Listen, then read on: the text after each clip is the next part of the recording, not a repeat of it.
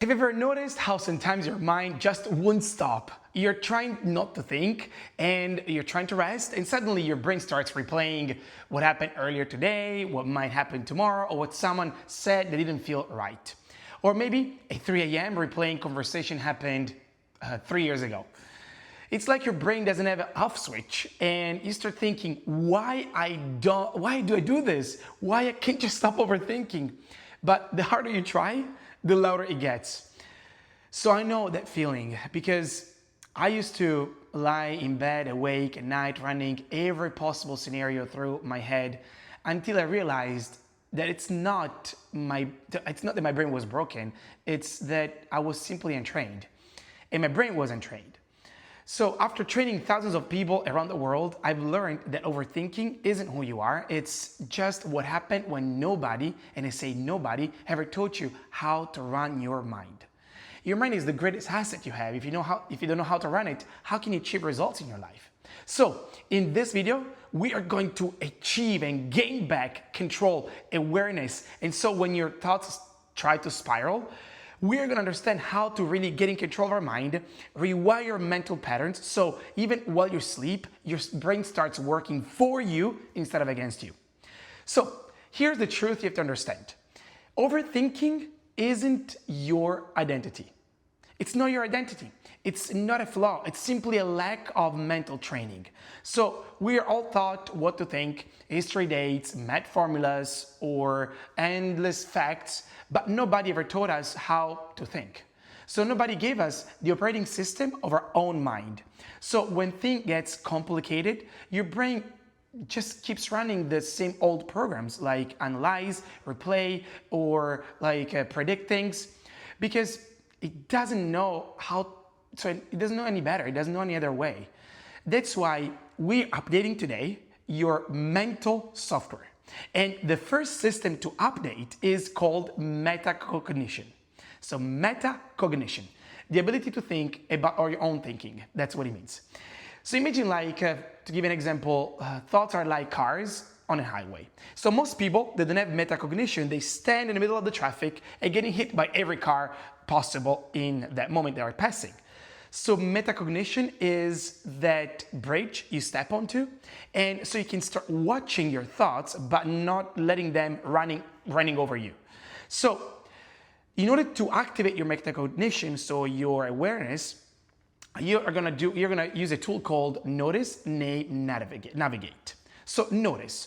Basically, you're gonna notice when your mind is doing that, and you understand that moment because in that moment your breathing changes, your chest tightens, your brain starts jumping between what ifs.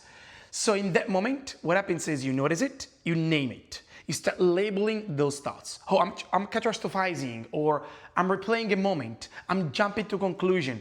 So when you name it, you basically gain control of your car, of the steering wheel. So you can navigate now towards the direction you want to go. That's why the third step will be navigate. So basically you decide where to drive instead. So basically you can decide to take a breath or stretch or say, this is not useful right now. So it's not like positive thinking, it's about mental control and engineering. So you're learning how to use the control panel of your own mind. So now let's talk about two gears our brain has. Focus mode, which is the one that you use to solve problems or write emails or when you're trying to focus on something. And then there is default mode, which is like a network that your brain uses like as a screensaver, okay? In fact, it's called default mode network. So when you're not focused, your mind starts time traveling. So to the past, to the future, and then in that moment, it's the zone that you start overthinking. And so the key is not to shut the mode off, because what happens if you shut it off? You lose your creativity and your ideas, so you don't want that. But you need to know how to switch gears. That's why the fastest, and I say the fastest switch you can use, it's called 2-4-8 breathing. So basically, you inhale for 2 seconds, you hold it for 4 seconds, and you exhale it for 8 seconds. So it sounds simple, but literally changes your brain waves. You're sending a signal to your brain, hey there, we're safe. Here's our focus again. Let's focus again. So if you try it, You inhale,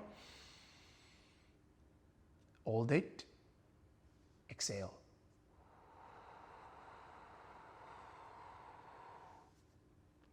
So now, let's talk about cognitive load, what I call like mental tabs. Your brain has a limited RAM. So when too many tabs are open, decision, messages, problems, everything slows down. That's why you feel mentally tired, even on days that you didn't do much. So it's not that you're lazy, it's physics. So the solution is not to get more RAM, of course, but it's to close the unnecessary tabs. So simply, like your environment, or automate small choices, or create routines. So, for example, Steve Jobs didn't wear the same outfit because of a fashion.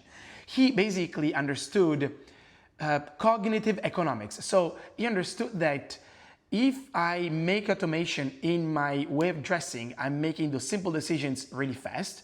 So I need to make less decisions, so less fatigue in my decisions means more clarity, more energy, and so less anxiety. So every small simplification is a brain upgrade. So let's talk about effect. You can't stop your thoughts. So trying to stop your thoughts, it's like trying to stop waves in the ocean. You only exhaust yourself, but you can change your relationship with your thoughts, with those thoughts. So your thoughts are like the weather. You can't control the rain, but you can decide and choose whether to stand into the rain or to take an umbrella. So let me introduce to you the most modern tool in psychology right now called cognitive diffusion. This tool will make you gain control over your thoughts like nothing else existing. So basically, it works this way. I'm very practical. Instead of saying, I'm a failure, let's say you're thinking, I'm a failure.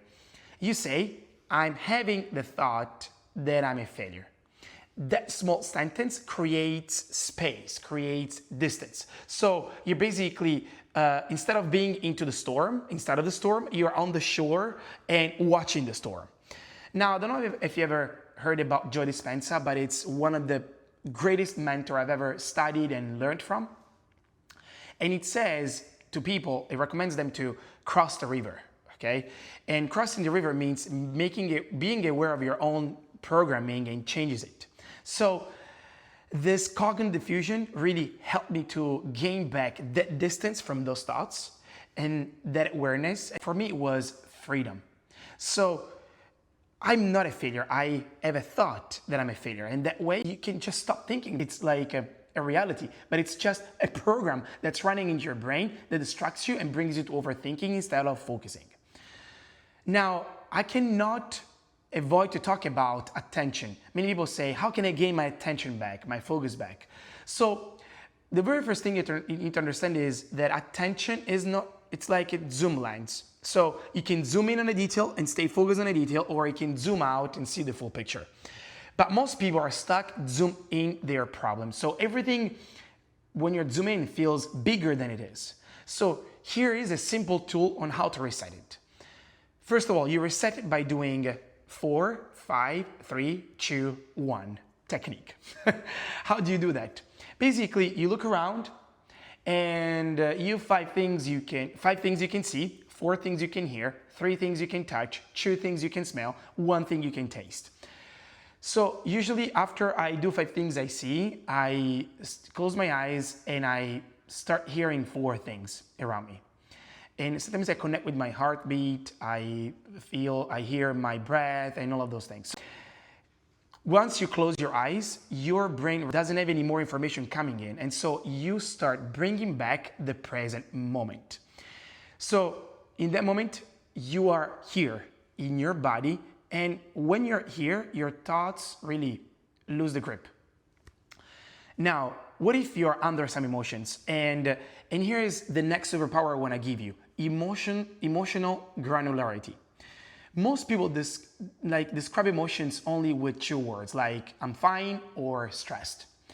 But the more precise you name them, so the more precisely you name what you feel, the more control you gain. Like, I feel bad doesn't help your brain. It doesn't mean anything. But if you say, I feel frustrated because things are not going my way yet, and I'm curious to see what's going to happen next, or what can I do now, or I'm gonna fix it. I will see how can I fix it.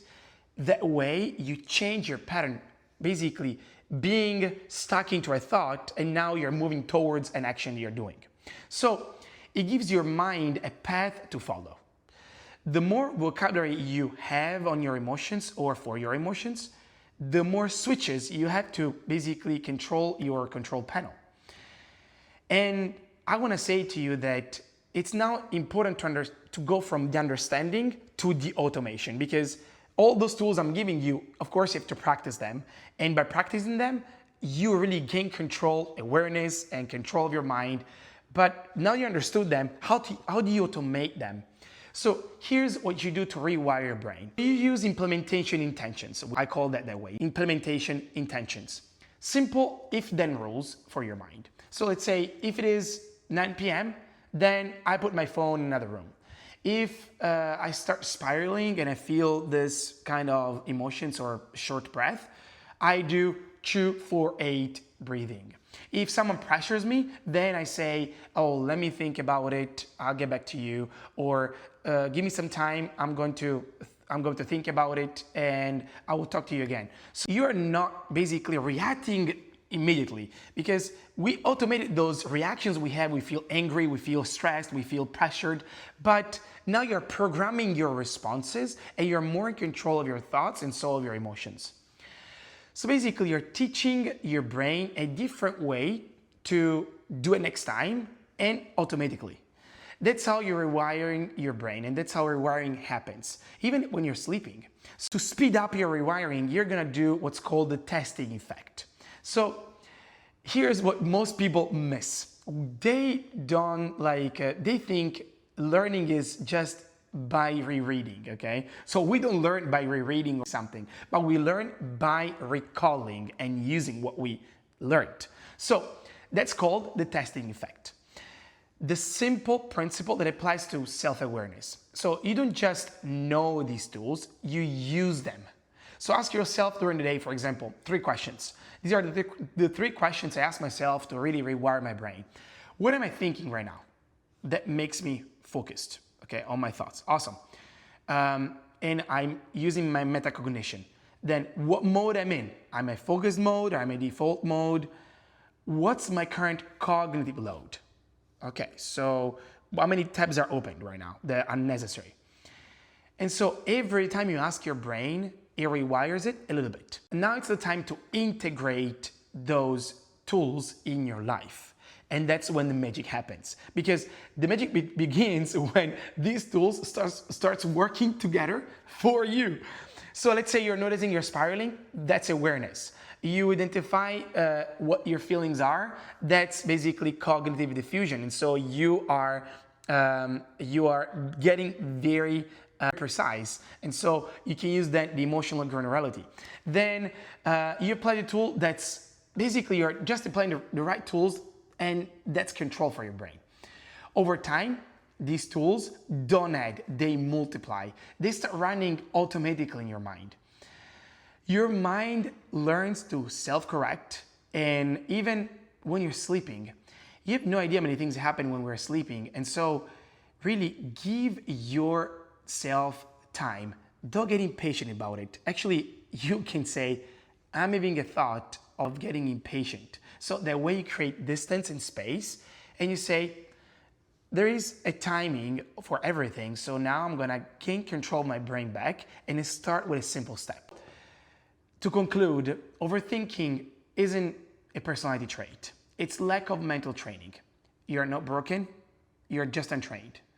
And that can be not only fixed, but can be really rewired forever.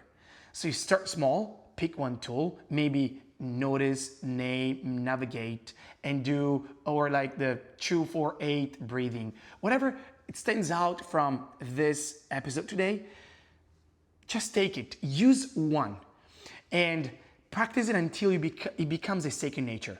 So that's how you write the code in your brain. Remember, you can't control the weather, but you can always control the climate you're in. See you next time.